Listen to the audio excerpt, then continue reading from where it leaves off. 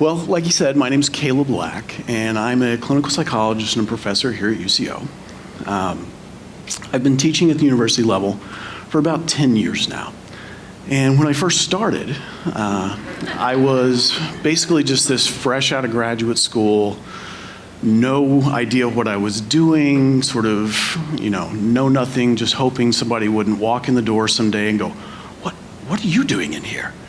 I was basically just kind of aping what my professors before me had done and was just kind of going off of the sort of assignments that they had given us. And this included final class projects. So typically large papers that people would have to turn in the last week or so of class.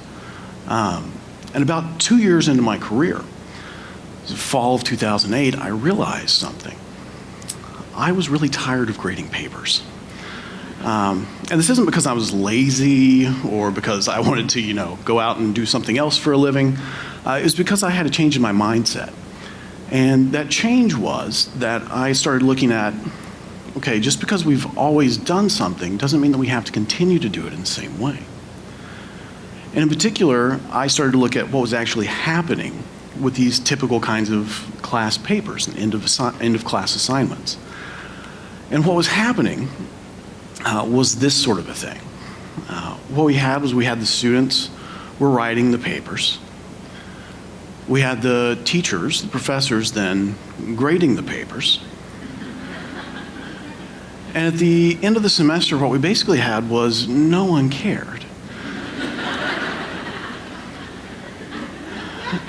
Which is terrible to say as a professor. But it's true. Think about it. Most of you in here have probably done this sort of work before, right?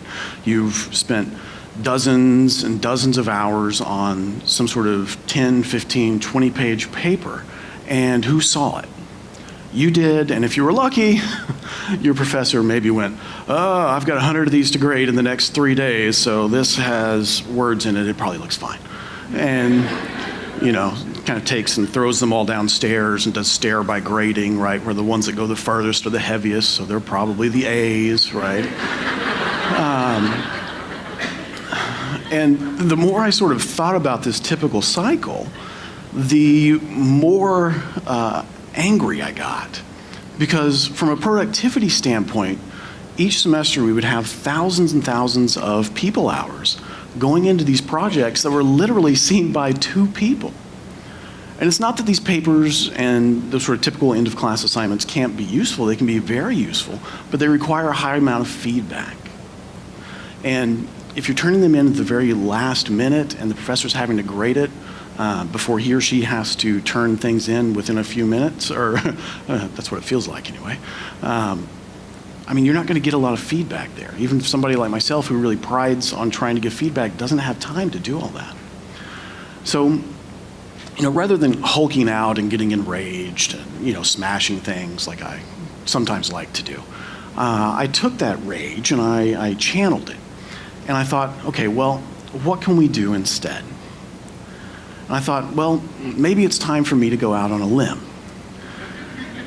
by doing something different. What it was, I didn't know at that point. I wasn't sure what it was going to be. But I knew I had to do something different.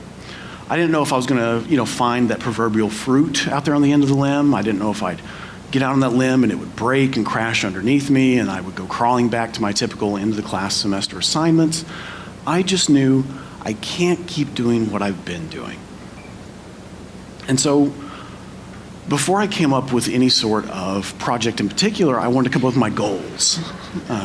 Because you always have to have goals. It helps to improve your aim. In many ways, in many circumstances. And my goals that I decided on was that this needed to be something where the student would be able to contribute a meaningful project, and not just meaningful to them as an individual, not even just meaningful to the other people in their class, but meaningful to the world as a whole. I wanted this to be a dynamic, ongoing collaboration between students, both within the class and within time, where students from other classes are collaborating with people who graduated a year before them. And I also wanted to make sure that all of this was accessible worldwide and was through a Creative Commons license, where anyone could access this information at any time for free. So with those goals in mind, I started trying to come up with, okay, now what do I do? And so, I had my sort of typical end of class papers that we always did. And I didn't want to step too far out on a limb because, I didn't want to fail miserably right up front. That's later, right? But right up front, I, stepped a little far on the limb. I thought, okay, well, what if we take something similar to what we've been doing in terms of in-depth writing on a particular topic? What if we take that and maybe we just twist it a little bit, maybe combine it with a wiki? Now, most of you are going to be familiar with wikis from things like Wikipedia. A wiki, though, is much broader than just an online encyclopedia. What a wiki is an online collaboration between users that helps to create meaningful content connections. And it encourages the people who are involved with the wiki or who are just viewing the wiki to help contribute to it, to do something meaningful with that project. And so what would happen, I thought, if we combine the power of a wiki, this sort of online platform, with these typical kinds of end-of-class assignments?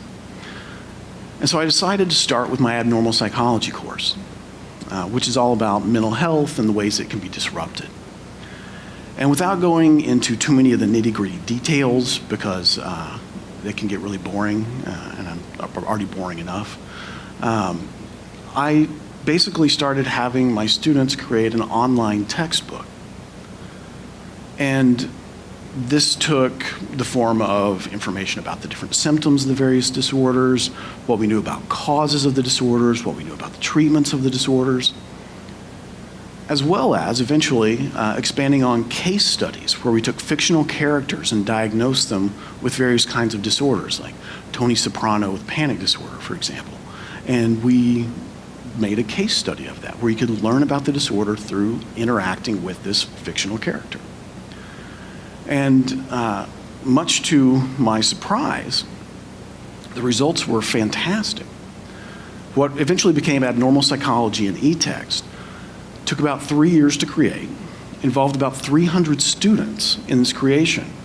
And if you print it out on 8.5 by 11 sheets of paper, single-spaced, it's at about 800 pages right now, which is about the length of a typical college-level textbook. And over the past 4 years, we've had over 500,000 views of this. In addition, this text, which is completely student-created, is now being used at 3 separate universities across the United States, either as a primary or a supplementary text. Now, that's a lot more people than just the 2 that would have seen the typical class assignments. Learning from this, I took one of my graduate classes on science and pseudoscience, and we created a textbook there, which again has received hundreds of thousands of views from all across the world over the last couple of years. And this was very exciting to me. But I started getting bored. We're just writing. We're still just writing. And so I thought, well, what would happen if we did something that pushed us even further outside of our limits and our comfort zones? Because the students were already pretty far outside of theirs when I was making them do things online. But I thought, okay, well, what can we do now? What can we do next? We've done a lot of text. Maybe what if we switch mediums? What if we switch the form of our communication? And I thought, okay, well, what do we need to switch it into? It turns out, I don't know if you guys have heard of this website. It's called YouTube, and it has videos on it, and you can use it for free. And of course, everyone's heard of YouTube because it has over 2 trillion views per year. Right? There are 100 hours of video uploaded to YouTube every single minute of the day. And it's the #1 search engine for millennials. They don't go to Google. They don't go to Bing, thankfully. They go to YouTube to look up information.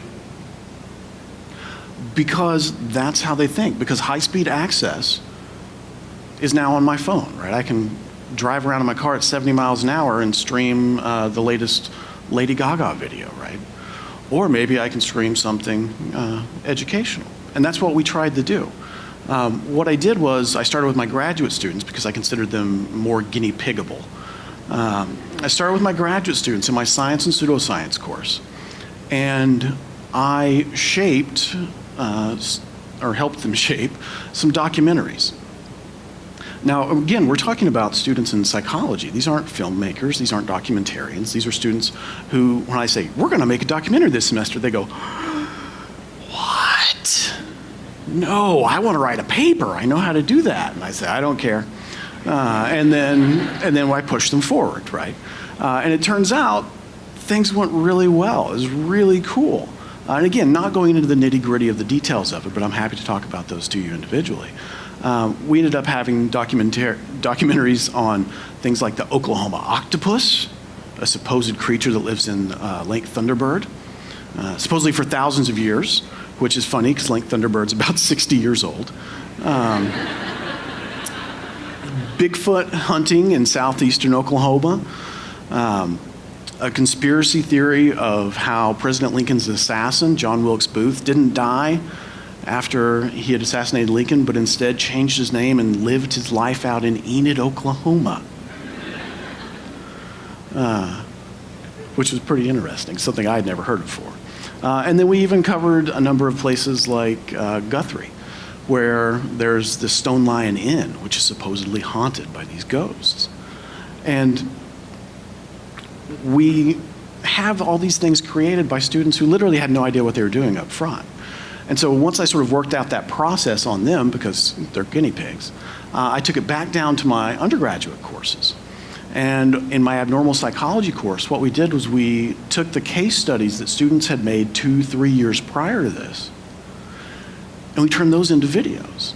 And so we have things like Bart Simpson demonstrating the symptoms of ADHD, so people can learn what that looks like. Regina George from Mean Girls having different kinds of personality disorders. Steve Carell's character from The Office. Jenna Maroney from 30 Rock having a narcissistic personality disorder. And poor little Piglet, who, in case you didn't know it, has generalized anxiety disorder. And these students took this work, right? They took this work that was building off of what other students had done. So again, we have this sort of cross-temporal collaboration. And they took it, and the results have been amazing to me. Over the last 3 years since we put these videos up, they are approaching now 1 million views of student work, again. Hours-wise, there's been over 37,000 hours worth of these students' videos watched. Like, this turns out to be pretty amazing. Like, these students, now they're having an impact on the world. They're not just having an impact on their own grade, or maybe their parents who have to, read their paper because they're so proud of it, which doesn't happen, let's be honest. These students are having an impact on the world as a whole. So much, and this astounded me, that these videos have been viewed in over 200 countries. I didn't even know there were 200 countries. And my students are being watched in places like Sri Lanka, right? Which none of them have ever been to. So they probably don't know where it was, because I don't. Like, it's somewhere over there, right? But these students, the work that they've been able to do once I pushed them out of their comfort zone turns out to be pretty astounding. We changed mediums again a couple years ago, where I started having them blog.